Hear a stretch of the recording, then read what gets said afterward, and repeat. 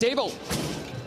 好，你一開閘嘅時候啊，咁啊快閘嘅馬嘉應高升外邊快啊，埋邊有驕陽明區咧，外邊咧仲有隻美麗第一㗎，中間就係好有心得啊，出邊有幸運有利尾腰位置，紅眼罩有舉步生風啊，暫時墊歐係精算暴雪嚟㗎，咁啊轉香港體育學院灣咯，外邊美麗第一走咗上去啊，嘉應高升內欄第2位，幸運有利啊第3啦，內欄第4有驕陽明區啊，出邊呢，咁啊第1尾3到啦，就好有心得嚟㗎，後邊2匹馬紅眼罩走出去有舉步生風啊，埋邊暫時墊後係精算暴雪嚟㗎。好啦，過咗呢個600轉彎入直路嘅時候咧，前面美麗第一仲係佔先啊，嘉應高升出咗去2踏已經咬咗上嚟啊，後邊嘅馬出邊有幸運有利，最出有舉步生風，馬林中間驕陽明區好有心得嗰啲馬，最後300嘉應高升搖咗幾搖，拋離後邊嘅對手2個身位，埋邊傳上嚟有驕陽明區，中間舉步生風，出邊精算暴雪，最後100米到啦，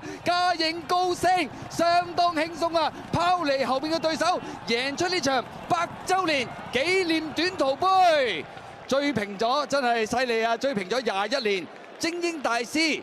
保持咗咁啊21年17連勝嘅紀錄啊！咁啊今場賽事入彎都已經係將後邊嘅對手遠遠掟甩咗啦！咁啊計埋今場100週年紀念短途杯，